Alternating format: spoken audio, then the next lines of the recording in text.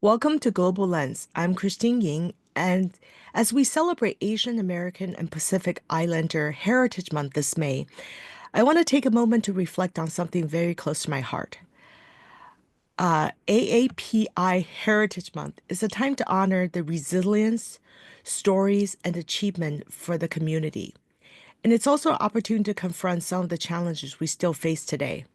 Since COVID-19, anti-immigrant sentiment has steadily increased. A recent study by the Asian American Foundation found a quarter of America now see Chinese immigrants as a threat to the United States. That's a staggering number, and it reflects broader tensions stemming from the U.S. China relations, which we talked about a lot about in our other series, China in the News. Living in Silicon Valley, I often feel that I'm in a bubble surrounded by colleagues who are Asian Americans like me. But I know this perspective isn't shared everywhere else in the United States, and it's critical to understand how these dynamics fit into the broader geopolitical landscape. Join me today is my dear friend, Professor Doug Guthrie.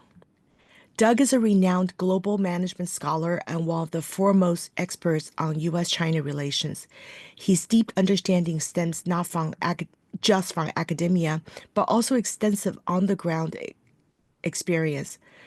Doug has lived and worked in China for over a decade, speaks fluent Mandarin Chinese and Shanghainese, and has served as a consultant to major U.S. and Chinese companies like Apple and Huawei. Welcome, Doug. Thank you, Christine, I love our conversations always, and I'm always engaged in our big geopolitical questions and conversations, but this one means a lot to me too. As you noted in your very kind introduction, I've given my life to studying China and really kind of deeply knowing Chinese language, culture, and history, but also living in China. And so I think these are really important issues, and I'm so honored and thankful to join you for such an important discussion during Asian American Pacific Islander Heritage Month.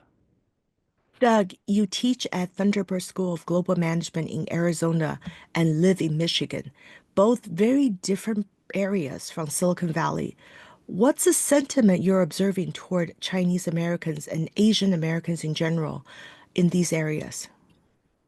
Oh, well, thank you, Christine. It's a great question, and yeah, I've sort of done this strange dance my whole life. You mentioned both Michigan and Arizona, and I'll talk about both of those. But I grew up as a kid from a Pittsburgh suburb. And Pittsburgh was in the 1970s and 80s was the steel capital of the world, and it was a very heavy manufacturing town. And then I went to the University of Chicago and studied Chinese on the dare of my roommate, who was a Taiwanese person, and he dared me to study Chinese, and I fell in love. I fell in love with the language, the literature, the history, the knowledge, and I just, if you would have asked me when I was 18 years old going to the University of Chicago if I was going to end up a China scholar who would spend my entire career studying Chinese language, literature, history, and economics, I wouldn't have known. But here I am at this age, and have been through a journey with these issues. But let me just address your question on the two different places that I live. So Michigan first. So live in Ann Arbor. That's where my kids and ex-wife live. And uh, Ann Arbor is a really open community, sort of intellectually, and so it's quite open to the world and thinks a lot about things like Asian studies. I mean, the University of Michigan is one of the great places in the United States for studies of China and U.S. China relations, and so I think it's in some ways a remarkable and open place. But Ann Arbor is a microcosm of Michigan. Michigan's whole history was built on big three manufacturing and the automobile industry. And um, there's a lot of tension there that is sort of, I think, lapping up the ideas which you and I have discussed previously that are, I think, sort of falsely presented ideas about the ways in which China is stealing jobs and China is is taking over the world and from a geopolitical perspective. And we've certainly seen the decline of manufacturing in America. As you and I have discussed, I think one of the big issues that often is missed is, you know, Milton Friedman and Ronald Reagan in 1980 opened the door for this. We opened the door with neoclassical economic theory and the idea of shareholder value and just saying, you should go abroad, go make your products elsewhere. And so not just companies like Apple, but companies from the big three automobile industry, they built big presences in places like China. And so I think Ann Arbor is a microcosm because I think it's just a very liberal place because of the sort of intellectual influence of the University of Michigan. But I think the general sentiment in Michigan feels much more negative and sort of eating the lunch that Donald Trump and Peter Navarro are serving, which is the notion that China stole all of our jobs and the reason so much wealth has been transferred from the working and middle class to the upper 5% of American society is China's fault. And I'm skeptical of that, but so it's the sentiment is negative, I think, in the state more generally, though the little microcosm that I live in, it feels more positive. The second place that you mentioned, so I'm a professor at the Thunderbird School of Global Management. And, Arizona has an interesting history, sort of making a transition from a red state to a purple state and maybe even headed towards being a blue state. I think one of the amazing forces here is Arizona State University. I think Michael Crow is the most important university president in the world right now, and I think he has transformed Arizona State University from being, sort of a second tier party school that was really good for baseball to being a top tier university that thinks very, very aggressively and openly about building manufacturing supply chains and building high-end engineering, but also mid-level vocational technical education. And one of the things that we've seen in Arizona that's amazing is, after the Biden administration passed CHIPS Act, which invested $6.5 billion in the state of Arizona to incentivize a little company called TSMC to invest in the United States and build semiconductor fab plants in the state.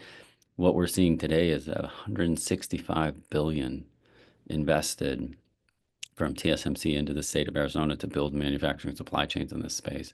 And so, if there have been tensions in the past about Asian Americans and, Asian countries stealing our jobs, I think today in the state of Arizona, what we're seeing is just a tremendous sort of engagement with the ways in which this economy is being rebuilt.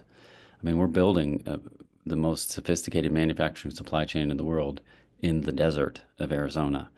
And, Phoenix is now the fifth largest city in the United States in terms of population and a fast growing city. And I don't know exactly what the positioning is in terms of the economy. It's, I think, ranked about 10th in U.S. cities in terms of economies and economic growth. And so we're just seeing a tremendous resurgence of what's happening here.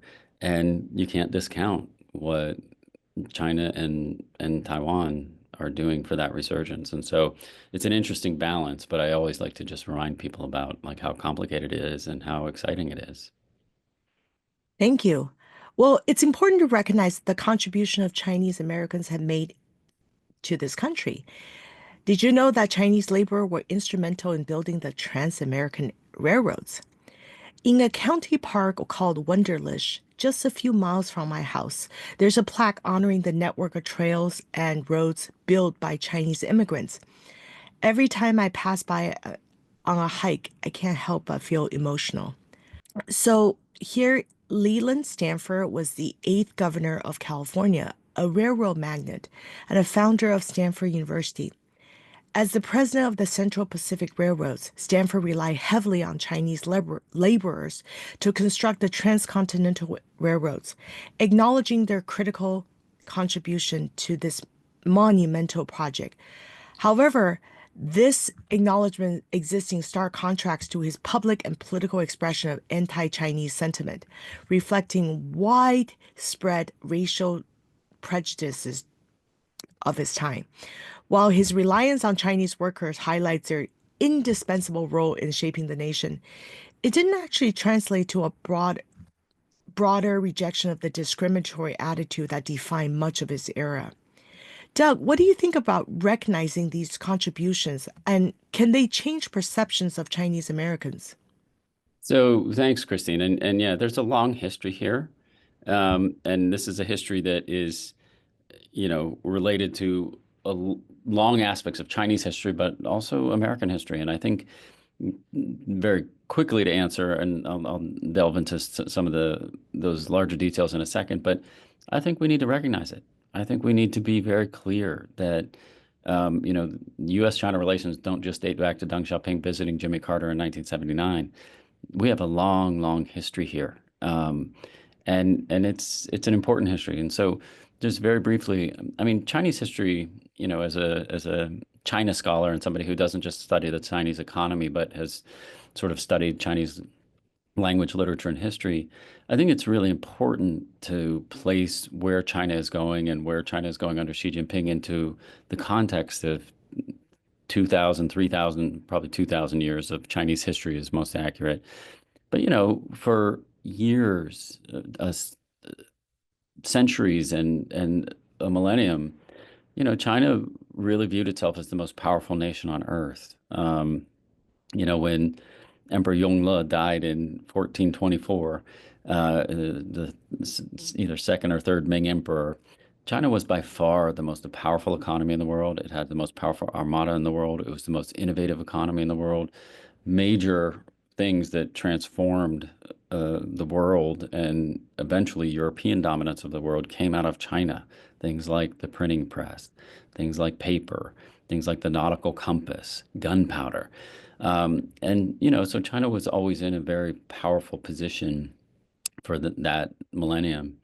And then, eventually China kind of went inward and built the Ming Wall and decided not to go out and conquer the world. And then, things started to fall apart as Europe started to colonize the world. China was in a much weaker position, and then you have the Century of Humiliation, which began with the first Opium War in 1839, and then had the Second Opium War, and then the Sino-Japanese War, and then the fall of the Qing Dynasty and the warlord period, and the Second World War, and the rape of Nanking. It was, it's just a very, very dark period for Chinese history. And so then when Deng Xiaoping comes to visit Jimmy Carter and sort of reopen China, there's a moment where we start to really see China's reemergence into the world after a very, very dark century. And so, for me, this 45 years of collaboration since then, it's just been such an important time. And, the time of collaboration and the co-creation of the world's best and most powerful manufacturing supply chain. Um, I love your question because it reminds us that this last 45 years wasn't the first time this happened, right? I mean, I hadn't thought much before you asked your question about the Transcontinental Railroad and the fact that China really built a tremendous amount or helped us in building a tremendous amount in this country. And then you have my other fun fun moment of this collaborative mindset. My own school, which you mentioned, the Thunderbird School of Global Management. I don't know if our listeners know this or have heard about the Flying Tigers, but if you spend time in China and you ask people, do they know about the Flying Tigers? Everybody knows about the Flying Tigers. We're coming up on the 80th year anniversary of the end of World War II. And the Flying Tigers are famous in China because they were the group of retired air people who helped train Chinese pilots on how to rebuild or how to defend themselves against Japan. And the reason Flying Tigers are interesting for my school is because the Thunderbird School of Global Management was founded on a place in Glendale, Arizona called Thunderbird Air Site. And, that was where the Flying Tigers were based. And so, they kind of built this air site and help train Chinese pilots to defend themselves against Japan. And then after World War II, they were trying to figure out what to do with that land. And there was a very famous moment where a couple of people were saying, like, well, I don't think we should rebuild military sites. Borders frequented by trade seldom need soldiers. And that was sort of the famous founding line of the Thunderbird School of Global Management. So let's build a global management school and train people on doing collaborative work and trade instead of fighting each other. And so that was That's really thought-provoking. Could you repeat that line? borders frequented by trade seldom need soldiers. And that's Wow, the famous that's founding line of the Thunderbird School of Global Management. that's really deep. Yeah. Well, I want to highlight the painful history of discrimination against Chinese Americans in the United States. The Chinese Exclusion Act of 1882 was the first and only U.S. law to ban immigration based on nationality. Doug, what lessons can we draw from that era to better navigate today's challenges? Well, thank you for the question. And yeah, the Chinese Exclusion Act is a cautionary tale. I mean, it wasn't just about immigration. It was about reinforcing systematic discrimination. And, today we see echoes of in policies and rhetoric at targeting specific groups. And it's a stark reminder that we need to remain vigilant against prejudice, and especially during times of political and economic uncertainty. And so I just think it's such a great reminder, Christine, that we need to really, really think carefully about what we're doing in the global political economy today and how to build alliances and collaboration and help each other instead of creating things like the Chinese Exclusion Act.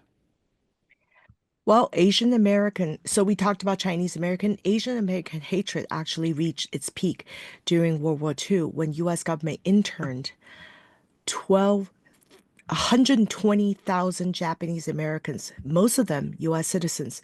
My AP U.S. history teachers in high school, her grandparents were all interned. Oh my God.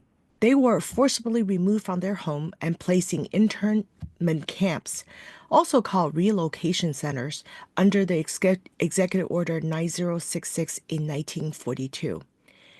In 1944, the U.S. Supreme Court upheld the constitutionality of the order, though it has been widely condemned since then.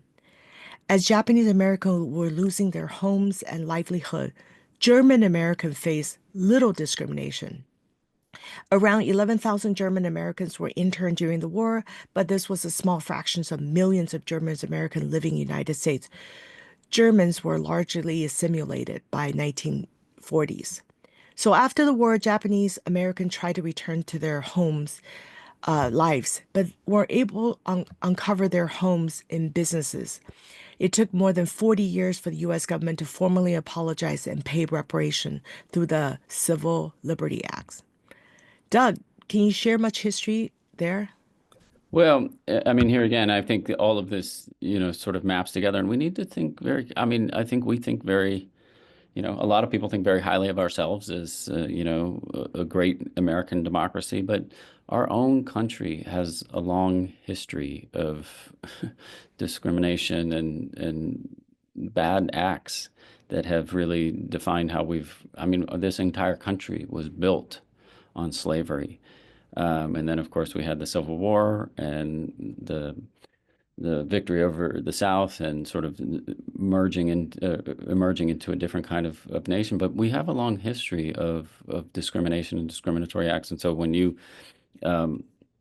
mention the issues that happened with Japanese Americans in the World War II era, yeah, that's a real and important history. Now, we have the Thunderbird story, which I just talked about, and sort of the Flying Tigers who helped save China from Japan during this period. But, this was also a pretty dark period for a lot of reasons, because this wasn't just about us wholeheartedly and kindly saving China from Japan. This was about emerging global Cold War. I mean, this was, the United States is the country, the first country, and I believe the only country that has used nuclear weapons to bomb another country and kill millions of people. And the bombing of Hiroshima. I don't think any use of nuclear weapons can be excused, but the bombing of Hiroshima was one moment. But many geopolitical scholars have argued that the bombing of Nagasaki was completely unnecessary, but it was done to sort of show the world that we were unafraid to use nuclear weapons and kind of be a power against growing powers like Russia and the emerging Soviet Empire. But we've also done very serious things to Japanese Americans during this time period. And so I think it's a really important point, Christine, for us to think carefully about how we create a healthy, globally integrated geopolitical system, one that the world can benefit from in terms of trade relations, but one that's also very careful about racism and the ways in which we treat other ethnicities. And the United States' hands are not clean here. I mean, we've done a lot of bad things ourselves, and so I think we need to be very careful. And speaking of Hiroshima bombing, I'm a big fan of World War II, watch a lot of movies and read a lot of books. Japan was already on the verge of surrender, so the bombing Yeah, really wasn't crucial for ending the war. But some historians argue that we used the atomic bomb as a way to demonstrate the weapon's power to the Soviets. exactly. I can. But we didn't need to sacrifice lives in Japan for that. Right. Let's talk about the rising anti-Asian violence. Recent surveys show that 73% of respondents attribute this violence to COVID-19. We're in year 5 after the pandemic. Another 47% said it stemmed from the perception that Asian Americans as perpetual foreigners, and 47% linked to its fear of Chinese government espionage. As Chinese Americans, I just think it's the way I look. I will never be treated as an American. So, Doug, what are some of the key factors and how do we address them? Well, so, again, it's a great question and a frightening question, Christine. But there's a combination of misinformation, fear, and deeply ingrained stereotypes at play here. Addressing these issues requires both education and leadership. And I think that that's something that you and I both care very deeply about. So we need to be educating the public about the diversity within Asian American communities.